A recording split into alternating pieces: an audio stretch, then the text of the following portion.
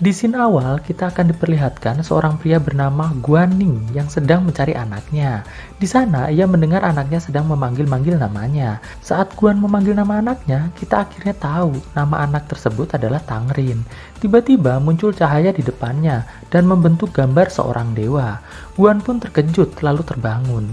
Dan di sini kita tahu bahwa kejadian tadi hanyalah mimpi Guan saja. Tapi di sini Guan memang sedang mencari anaknya yang sudah diculik selama 6 tahun. Sejak anaknya diculik, Guan selalu bermimpi anaknya selalu memanggil-manggil namanya. Dan ia dalam mimpinya selalu melihat tempat kuno seperti tempat tinggal para dewa. Tidak lama berselang, Guan melihat ada sebuah mobil yang lewat. Ia berkeyakinan bahwa mobil tersebut adalah mobil orang yang telah menculik anaknya. Dengan kemampuannya dalam teknik melempar, ia lalu melemparkan batu ke mobil tersebut, yang menyebabkan mobil tersebut menabrak sebuah bukit. Guan lalu menghampiri mobil tersebut, lalu menanyakan keberadaan anaknya pada salah satu penumpang mobil tersebut. Karena orang tersebut tidak mau menjawab, Guan pun lalu memukuli orang tersebut sampai hampir tewas. Namun saat Guan masih sibuk menghajar, rekan dari penculik anaknya tersebut memukul kepala Guan dari belakang, hingga Guan pun tersungkur. Saat Guan masih terlihat lemas, dua penculik tersebut lantas melarikan diri. Setelah Guan sadar, ia lantas berdiri dan mengecek mobil tersebut, yang ternyata isinya adalah anak-anak kecil korban penculikan. Namun sayang, di sana ia tidak menemukan anaknya.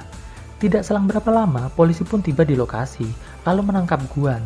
Karena Guan berada di dalam mobil box tersebut, polisi pun menyangka bahwa Guanlah penculiknya. Ketika mobil polisi yang menangkap Guan sedang mengisi bahan bakar, terlihat polisi sedang melihat foto dari anaknya Guan. Guan pun lalu meminta foto tersebut dari polisi. Karena polisi menolak, Guan pun lalu menyerang polisi tersebut sampai pingsan. Saat salah satu rekan polisi tersebut berniat membantu rekannya, Guan melihat ada sebuah mobil tak jauh dari tempat tersebut, membuka pintu dan mengisyaratkan Guan untuk lari dan masuk ke dalam mobilnya. Karena tidak ada pilihan lain, Guan pun lalu lari masuk ke dalam mobil tersebut. Dan ternyata mobil tersebut adalah mobil milik seorang wanita cantik bernama Tuling. Di dalam mobil, ternyata Tuling mengetahui tentang masa lalu Guan dan juga mengetahui secara detail semua mimpi-mimpi Guan, termasuk mimpi saat ia melihat dunia zaman para dewa. Hal ini sontak membuat Guan merasa terkejut dan kaget, karena pada dasarnya Guan sama sekali tidak mengenal Tuling. Singkat cerita, Tuling menawari Guan bantuan agar Guan bisa segera menemukan anaknya, dan Guan pun menerima tawaran tersebut. Selanjutnya, kita akan diperlihatkan ke dunia zaman para dewa. Terlihat di sini ada seorang pria yang sedang berlari karena dikejar oleh pasukan Renman. Pria ini bernama Kong Wen. Renman ini adalah nama dari seorang dewa yang telah membunuh ayah dari Kong Wen. Ketika Kong Wen berada di ujung jurang, muncullah saudarinya yang langsung membantu Kong Wen. Saudarinya tersebut berkata pada Kong Wen bahwa ia harus pergi ke barat untuk menyelamatkan diri. Lalu Kong Wen pun didorong saudarinya sampai jatuh ke bawah jurang, yang ternyata adalah sebuah lautan. Saudari Kong Wen tersebut lalu bertarung dan membunuh satu persatu pasukan dari Renman tersebut. Setelah semua pasukan Renman mati, ketua dari pasukan tersebut yang berwujud kakek-kakek akhirnya ikut menyerang juga. Di sisi lain, Kong Wen berusaha naik lagi ke tempat saudarinya bertarung. Ketika Kong Wen sudah sampai ke atas, ia terkejut karena melihat saudarinya sudah berada di kaki pimpinan pasukan Renman tersebut dan siap untuk dihabisi. Alhasil, saudari Kong Wen tersebut akhirnya tewas juga. Di sana, Kong Wen melihat bahwa si pembunuh saudarinya tersebut juga sedang terluka cukup parah. Lalu tanpa basa-basi, ia pun lalu membunuh pimpinan pasukan Renman itu dengan sekali tebasan saja. Setelah menguburkan saudarinya, akhirnya Kong Wen pun berjalan pergi. Namun baru beberapa langkah, Kong Wen mendengar ada orang yang sedang berbicara. Ia pun lalu kembali dan mengambil senjata milik saudarinya tadi. Ia saat ini bertekad untuk pergi ke tempat Dewa Renman lalu membunuhnya. Namun hal itu pastinya sangat berat, dikarenakan Kong Wen tidak memiliki kemampuan bertarung sama sekali. Namun, saat Kong Wen mulai ingin berjalan menjauh dari tempat tersebut, tiba-tiba armor milik pimpinan Renman tersebut pecah dan bergerak, lalu menempel di tubuh Kong Wen. Ternyata armor tersebut memiliki sebuah bola mata dan mampu berbicara. Armor ini adalah semacam parasit, jadi siapapun yang memakainya maka ia akan menghisap darah si pemakai tersebut. Singkat cerita, Kong Wen pun melanjutkan perjalanannya dan sampailah ia di sebuah tempat yang bernama Negeri Awan. Negeri Awan ini memiliki banyak distrik. Kong Wen berada di salah satu distrik yang bernama Distrik Naga. Di sana ternyata sedang ada ritual untuk menghormati Dewa Renman. Di puncak ritual tersebut akan dilakukan sebuah perang antar distrik. Ini dilakukan atas perintah Dewa Renman. Jadi distrik manapun yang menang akan diberikan kekuasaan dan kekuatan oleh Dewa Renman. Akhirnya perang pun dimulai. Kali ini, distrik Naga akan melawan distrik Baihan. Distrik Naga menyerang distrik Baihan menggunakan lentera naga terbang. Di sana, para penunggang lentera tersebut melempari distrik Baihan dengan menggunakan minyak. Setelah distrik Baihan berlumuran dengan minyak, lalu distrik Naga pun melepaskan panah-panah api ke arah distrik Baihan, dan menyebabkan distrik Baihan pun akhirnya hangus terbakar dan kalah. Esoknya, Kong Wen pergi ke distrik Baihan. Di sana, ia menyaksikan pembantaian dan penjarahan yang dilakukan para pasukan dari distrik Naga. Tidak selang berapa lama, datanglah beberapa pasukan berkuda dengan armor baja berwarna merah. Di sana terlihat semua orang langsung berlutut pada pasukan tersebut. Dari bendera yang mereka bawa, kita bisa tahu bahwa mereka adalah prajurit khusus milik Dewa Renman. Pasukan tersebut lalu meniupkan sebuah trompet yang menandakan bahwa jam malam sudah diberlakukan di tempat tersebut. Artinya, semua orang jika tidak ingin mati dilarang untuk keluar rumah pada malam hari. Setelah itu, Shin akan memperlihatkan dunia masa kini. Di sini, kita langsung bertemu dengan seorang pria bernama Limu. Limu ini adalah pemilik sebuah perusahaan raksasa bernama Aladin. Perusahaan ini bergerak dalam bidang pengembangan senjata biologis dan juga kekuatan supranatural. Jadi perusahaan ini merekrut orang-orang yang memiliki kekuatan khusus agar bisa dijadikan senjata. Di tempat yang sama, Guan diperlihatkan beberapa foto dari anak-anak. Di sana, Guan merasa bingung dikarenakan ia sudah lupa dengan wajah anaknya. Lalu Tuling mengatakan bahwa mereka akan segera melakukan tes DNA agar Guan dapat menemukan yang mana anaknya. Namun itu semua tidak gratis. Guan harus melakukan sebuah pekerjaan terlebih dahulu sebelum tes DNA tersebut dilakukan. Saat Guan bertanya pekerjaan apakah itu, Tuling memperlihatkan pada Guan sebuah live streaming anak muda yang sedang menceritakan tentang novel buatannya. Saat pemuda tersebut bercerita, Guan merasa terkejut dikarenakan kisah yang diceritakan sama persis dengan apa yang dimimpikan oleh Guan selama ini, yaitu mengenai negeri awan dan juga dewa yang mereka agungkan. Guan pun menjadi lebih kaget lagi dikarenakan saat penulis novel tersebut bercerita tentang Dewa Renman yang sedang dalam bahaya, maka bos dari Tuling yang bernama Limu secara otomatis langsung kesakitan dan pingsan. Sedikit informasi, jadi novel yang penulis tadi ceritakan di live streaming sebenarnya belum selesai. Ia belum mampu menyelesaikannya dikarenakan belum mendapatkan inspirasi lagi, alias otaknya lagi buntu. Di sana, Limu menginginkan Guan untuk membunuh novelis tadi yang ternyata bernama Kong Wen. Dikarenakan ia khawatir apabila Kong Wen bisa menyelesaikan novelnya dan ternyata di akhir cerita Dewa Renman mati, maka ia akan mati juga. Awalnya, Guan merasa ini tidak masuk akal dan menolak melakukannya. Namun karena ia sangat ingin bertemu dengan anaknya, maka ia pun akhirnya menyanggupi permintaan Limu tersebut dan akan menyelesaikannya dalam waktu 3 hari. Di sini, terlihat Guan sedang membuntuti Kong Wen dan menunggu waktu yang tepat untuk menghabisinya. Namun ternyata Kong Wen malah masuk ke dalam perpustakaan. Di sana, Guan pun ikut masuk. Namun saat Guan duduk, Kong Wen pun lalu bertanya, kenapa Guan mengikutinya. Di sana, Guan sedikit panik karena ternyata ia telah ketahuan. Ia pun lalu beralasan bahwa sebenarnya ia adalah penggemar berat dari Kong Wen. Di sana, Kong Wen terlihat sangat senang dikarenakan ternyata ia didatangi oleh fansnya. Saat Kong Wen keluar dari perpustakaan dan Guan mengikutinya kembali, Tuling menelpon dan menyuruh Guan agar segera membunuh Kong Wen. Namun di sini terlihat Guan mulai ragu saat ingin membunuh Kong Wen. Tidak selang berapa lama, tiba-tiba ada mobil yang seperti sengaja hendak menabrak Kong Wen dan juga Guan. Tapi untungnya Kong Wen segera menarik Guan dan menghindar dari mobil tersebut. Saat Guan melihat lambang dari mobil tersebut, akhirnya Guan tahu bahwa itu adalah mobil dari perusahaan Aladin, alias orang suruhan Limu. Mengetahui hal tersebut, Guan pun lantas pergi dari tempat itu. Saat Guan pergi, Kong Wen menemukan buku catatan Guan yang terjatuh. Kong Wen pun lantas mengambilnya dan membaca buku catatan itu. Alangkah kagetnya Kong Wen karena ternyata buku catatan tersebut bercerita tentang mimpi Guan, mengenai putrinya dan juga mengenai Dewa Renman. Di sana akhirnya Kong Wen mendapatkan inspirasi untuk meneruskan novelnya. Esok paginya, Kong Wen mengembalikan buku catatan Guan. Kong Wen berkata bahwa berkat buku dari Guan, ia akhirnya bisa menulis novelnya dengan sangat lancar, dengan menambahkan karakter baru, yaitu menambahkan karakter seorang anak kecil yang sedang mencari orang tuanya, dan juga seorang ayah yang terjebak menjadi prajurit khusus dari Renman. Saat mengetahui hal tersebut, Guan menjadi semakin tidak yakin untuk membunuh Kong Wen. Oke, kita kembali ke cerita dunia para dewa. Di sini, karakter Kong Wen bertemu dengan seorang gadis kecil yang sedang ingin menguburkan mayat saudaranya. Lalu Kong Wen membantu anak kecil tersebut. Saat selesai menguburkan saudaranya, gadis kecil tersebut lalu memainkan seruling di atas makam saudaranya. Karena keasikan mendengarkan seruling dari gadis kecil tersebut, mereka tidak sadar bahwa matahari sebentar lagi akan tenggelam. Saat mereka melihat ke atas, ternyata ada prajurit dari Renman dengan senjata di tangannya sudah siap untuk membunuh mereka berdua. Mereka pun lalu melarikan diri dari prajurit tersebut, dan adegan kejar-kejaran pun akhirnya dimulai. Di sini, Kong Wen menyempatkan diri menggendong jerami dan menyembunyikan gadis kecil tadi.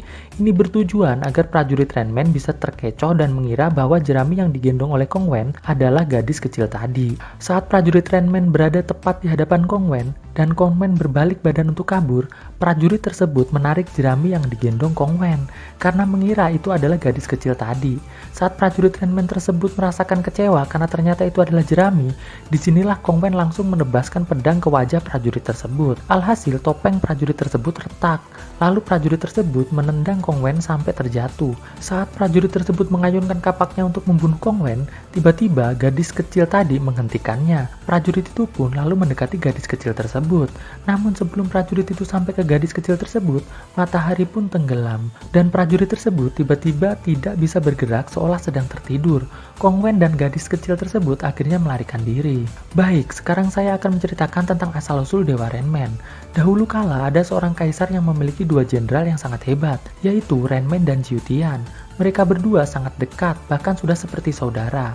Suatu ketika, kaisar tidak lagi muncul dalam rapat-rapat penting. Karena kaisar tidak ada, maka Renman dengan sangat percaya diri mengambil wewenang dari kaisar dalam setiap kebijakan dan keputusan kekaisaran. Bahkan Renman membuat peraturan baru, yaitu siapa saja yang menentang kebijakannya, maka akan dihukum mati. Seluruh penduduk mengatakan bahwa kaisar telah mati. Jiu Tiun yang mendengar hal tersebut membawa seluruh pasukannya untuk melihat kaisar. Namun di sini Renman mengatakan bahwa Jiu Tiun akan dijadikan perdana menteri apabila mengikuti semua perintahnya. Jiu Tiun pun menolak tawaran tersebut. Jiu Tiun sadar bahwa pasti kaisar telah dibunuh oleh Renman.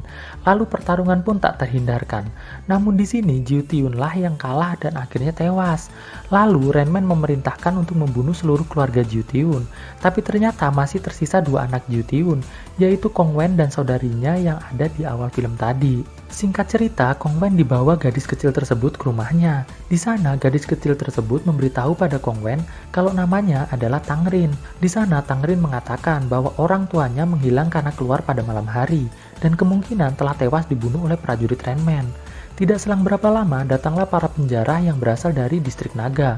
Karena para penjara tersebut tidak mendapatkan apa-apa dari tempat tersebut, sebelum pergi, mereka berniat untuk membunuh Kong Wen dan Tang Rin. Namun, saat para penjara tersebut hendak menyerang, tiba-tiba armor mata satu keluar dari tubuh Kong Wen dan membantai semua yang ada di sana. Dan tersisalah satu orang, yaitu anak kecil laki-laki yang akan dibunuh juga sama armor mata satu. Ketika armor mata satu mengayunkan pedangnya, Kong Wen berteriak menghentikannya.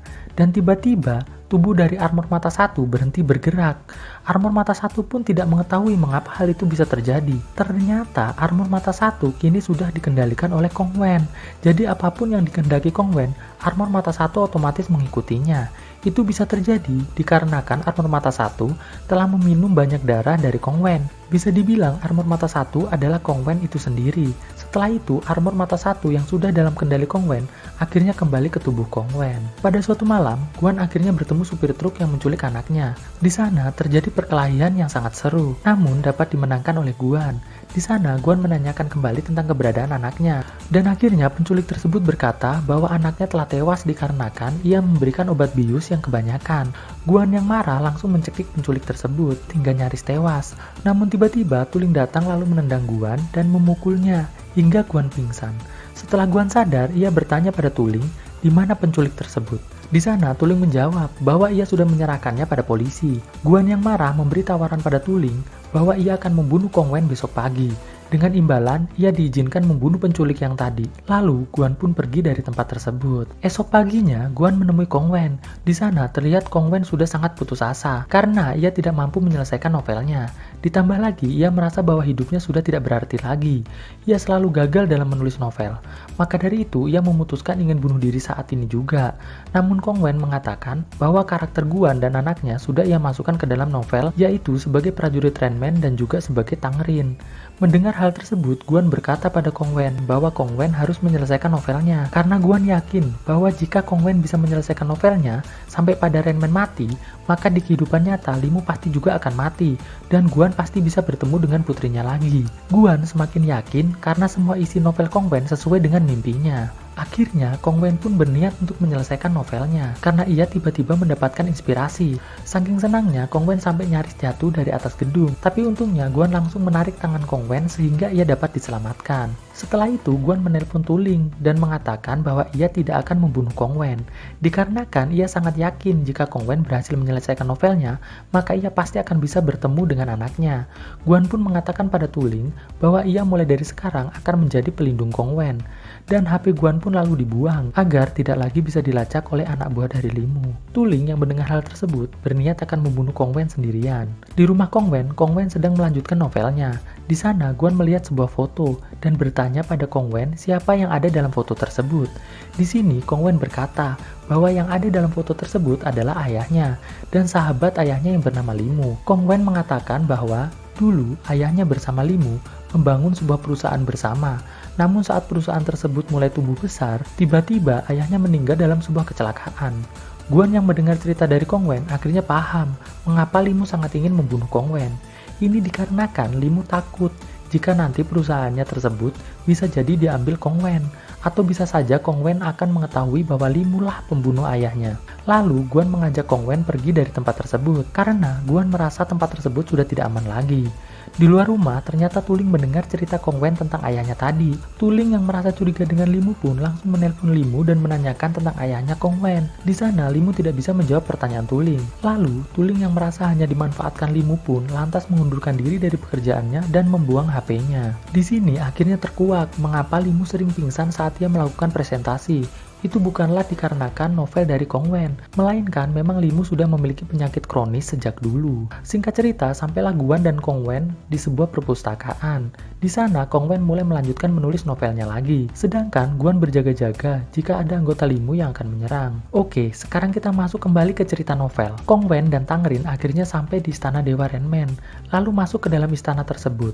Saat mereka masuk, mereka sangat terkejut dikarenakan di dalam istana tersebut banyak sekali prajurit Dewa Renmen. Di sana, Kong Wen dengan berhati-hati mendekati salah satu prajurit tersebut dan mendorong sampai jatuh. Ternyata prajurit-prajurit tersebut hanya duduk dan seolah tertidur. Di sana akhirnya Kong Wen sadar bahwa ternyata pada malam hari seluruh prajurit Renmen tidak mampu bergerak, dan ternyata hal tersebutlah yang menyebabkan Renmen melarang para penduduk untuk keluar rumah pada malam hari. Singkat cerita, mereka berdua pun lalu melanjutkan perjalanan untuk mencari Dewa Renmen. Di sana mereka mendengar suara genderang yang entah siapa penabuhnya. Saat mereka sudah sampai di singgasana Renmen, Renmen pun mulai bergerak. Kong Wen pun akhirnya tahu ternyata suara yang mereka dengar tadi bukanlah suara genderang, melainkan suara jantung dari Dewa Renmen tersebut. Kong Wen pun terkejut. Di sana ternyata Dewa Renmen mengetahui jati diri Kong Wen yang merupakan anak dari sahabatnya yang telah ia bunuh. Di sana Dewa Renmen mengatakan bahwa ia menyesal mengapa ia tidak membunuh sekalian Kong Wen dan saudarinya saat itu. Renmen pun lalu mengajak Kong Wen dan Tang Rin menuju ke suatu tempat di mana ayah Kong Wen dikuburkan. Kong Wen dan Tang Rin pun lantas mengikuti Dewa Renmen. Sesampainya di tempat tersebut, akhirnya Renmen mengatakan bahwa pohon besar itu adalah makam ayah dari Kong Wen. Saat Renmen bercerita tentang ayah Kong Wen, Armor Mata Satu berkata pada Kong Wen bahwa pedang yang ada di kening Dewa Renmen itu adalah kelemahannya, dan pedang tersebut adalah pedang dari ayah Kong Wen. Di sini Kong Wen mengerti bahwa jika ia ingin membunuh Dewa Renmen, ia harus mencabut pedang milik ayahnya tersebut dari kening Dewa Renmen. Kita kembali ke perpustakaan. Di sana Guan melihat anak buah dari Limu sudah mulai berdatangan. Itu artinya ia harus siap untuk bertarung dengan anak buah Limu yang memiliki kekuatan khusus tersebut. Lalu pertarungan seru pun akhirnya terjadi. Guan yang sudah membunuh salah satu dari anak buah Limu pun nyaris dikalahkan dengan anak buah Limu yang telah mengupgrade kekuatannya. Saat Guan hampir ditusuk, tiba-tiba Tuling datang membantu dan bertarung dengan anak buah Limu tersebut. Alhasil, anak buah Limu pun berhasil dikalahkan. Namun, saat mereka menuju ke tempat Kong Wen menulis, tiba-tiba terdengar suara Kong Wen berteriak. Saat mereka sampai di tempat Kong Wen, ternyata Kong Wen telah terkapar karena ditusuk oleh anak buah Limu yang lainnya. Tuling lantas membunuh anak buah Limu tersebut, dan Guan secepatnya membawa Kong Wen menuju rumah sakit. Kita kembali ke cerita Dewa Renmen. Di sana, Dewa Renman langsung menyerang Kong Wen, dan pertarungan seru pun dimulai lagi. Singkat cerita, armor mata satu pun akhirnya tertangkap dan diremukkan Dewa Renman. Kini hanya tinggal Kong Wen tanpa armor yang harus bertarung. Saat Dewa Renman nyaris membunuh Kong Wen, tiba-tiba Tang Rin memainkan serulingnya. Di sana, Tang Rin yakin jika ia memainkan seruling tersebut, maka ayahnya akan datang untuk menolongnya. Namun, di sini Dewa Renman mulai sangat terganggu dengan suara seruling tersebut. Lantas dengan marah, Dewa Renman memasukkan Tang Rin ke dalam perutnya. Kita kembali ke rumah sakit. Di sana, Guan mencoba untuk menyelesaikan novel dari Kong Wen. Namun, saat Guan mau menulis, datanglah Limu yang langsung berusaha merebut laptop tersebut. Dengan sigap, Tuling langsung menghajar Limu. Di sana, Guan pun lalu mulai menulis. Lalu, kita akan diperlihatkan isi tulisan Guan di dunia novel. Di sana, terlihat Tang Rin yang sudah masuk ke dalam perut Renman, terus meniupkan serulingnya. Dan tidak selang berapa lama, muncullah prajurit Renman yang merupakan ayah Tang Rin. Prajurit tersebut membawa tembakan, dan langsung menembakkan pelurunya ke arah Dewa Renman. Saat Renman menghajar prajurit tersebut, tiba-tiba armor mata satu yang ternyata masih hidup, membantu Kong Wen untuk memanjat pohon. Sesampainya di atas pohon, Kong Wen lalu melompat dan memegang pedang yang ada di dahi Dewa Renman, hingga Dewa Renman pun tersungkur jatuh. Terlihat di sini Kong Wen tidak mampu mencabut pedang tersebut. Namun dengan bantuan ayah Tang Rin, akhirnya mereka berdua mampu membelah tubuh dari Dewa Renman dan membunuhnya. Tang Rin pun lalu keluar dari perut Dewa Renman tersebut. Akhirnya mereka pun menang. Di dunia manusia, akhirnya Tuling melaporkan Limu ke polisi. Lalu Guan tiba-tiba berlari keluar rumah sakit. Di sini terlihat Guan melihat anaknya, lalu memanggilnya. Dan film pun akhirnya tamat.